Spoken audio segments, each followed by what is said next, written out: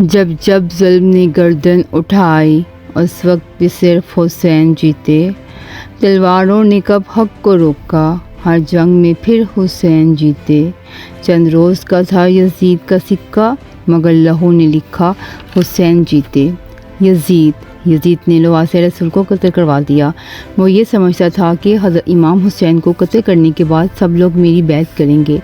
یہ نہیں کہا کہ حسین ابن علی یزید کی بیعت نہیں کرے گا، بلکہ کہا میرے جیسا اس جیسے کی بیعت کیسے کر سکتا ہے، تو یہ قیامت تک کے لیے لاہ عمل دے دیا۔ میرے آگے جھکیں گے، کوئی بھی حضرت امام حسین کے بعد میرے مد مقابل نہیں ہوگا۔ لیکن جب رسول اللہ کی بیٹیاں قید ہو کر کوفہ اور شام کے بازاروں سے گزریں تو ان کے خطبے سننے کے بعد لوگوں کے ضمیر جاگنے لگے اور یوں یزید کے خلاف بغاوت شروع ہو گئی۔ ہر کوئی یہ سوچنے لگا کہ اسلام اللہ کا دین ہے، رسول اللہ اللہ کے رسول ہیں اور یہ خاندان اللہ کا محبوب ترین خاندان ہے۔ جس نے اس خاندان کے ساتھ ظلم کیا انہیں بادشاہ کہنا سب سے بڑا گناہ ہے۔ مدینے والوں نے یزید کی بیعت کرنے سے انکار کر دیا اور یزید نے مدینے والوں پر حملہ کر دیا۔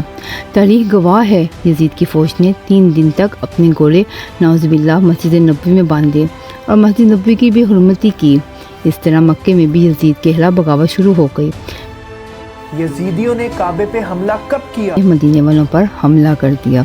تاریخ گواہ ہے یزید کی فوج نے 3 دن تک اپنے گھوڑے نعوذ باللہ مسجد نبوی میں باندھے اور مسجد نبوی کی بھی حرمتی کی۔ اس طرح مکے میں بھی یزید کے خلاف بغاوت شروع ہو گئی۔ پھر یزید نے خانہ کعبہ پر بھی حملہ کر دیا۔ اب ہر کوئی یزید کے خلاف ہو گیا اور یزید جب کسی کو اپنے خلاف دیکھتا تو اسے قتل کروا دیتا۔ لیکن اللہ کی عدالت انصاف کرتی ہے۔ اس وقت یزید ایک شدید بیماری میں مبتلا ہو گیا۔ یزید پلید ایک خوفناک موذی مرض میں مبتلا ہوا۔ پیٹ کے درد اور آنتوں کے زخموں کی ٹیس یعنی تکلیف سے ماہی بے آب یعنی بغیر پانی کی مچھلی کی طرح تڑپتا تھا۔ اس کی آنتیں جلنے لگی تھیں۔ وہاں کے حکیم پریشان ہو گئے۔ یہ کیسی عجیب بیماری ہے کہ پیٹ خود بخود ہی اندر سے جل رہا تھا۔ یزید کو اتنی پیاس لگتی کہ وہ بار بار پانی مانگتا۔ وہ پانی پیتا جاتا تو جو پانی وہ پیتا تھا وہ پانی آگ بن کر اس کے پیٹ کو جلاتا تھا۔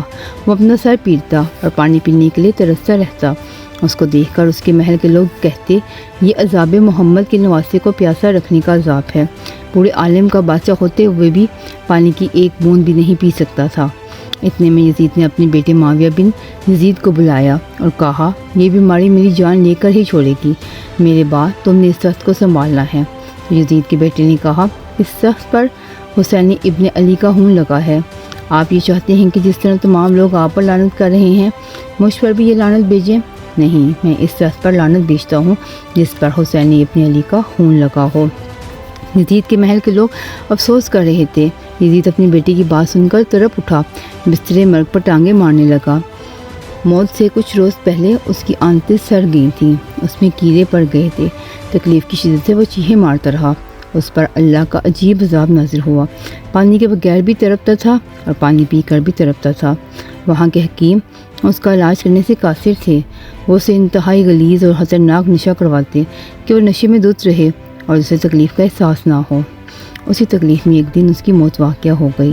مرنے کے بعد اس کی لاش میں ایسی ہولناک بدبو پھیلی کہ قریب جانا بھی مشکل تھا اور جیسے تیسے کر کے اس کو دفن کیا گیا۔ یہ واقعہ کتاب تاریخ کربلا میں پیج نمبر 3345 پر درج ہے۔ یزید کی خلافت صرف 3 سال 6 ماہ رہی اور 39 ایئرز کی ایج میں اس کی موت واقع ہو گئی۔ مل جائے سال اسے اقتدار ملا اور پھر اس کو کس طرح 39 سال کی عمر میں مر گیا، 39 ایئرز کی ایج میں۔ دمشق میں اس کی قبر آج بھی موجود ہے جو سب مسلمانوں کے لیے ایک نشانی عبرت ہے۔ یزید کو یزیدیت دکھانے دو، اپنے دین میں مثال ہے ہمارے لیے۔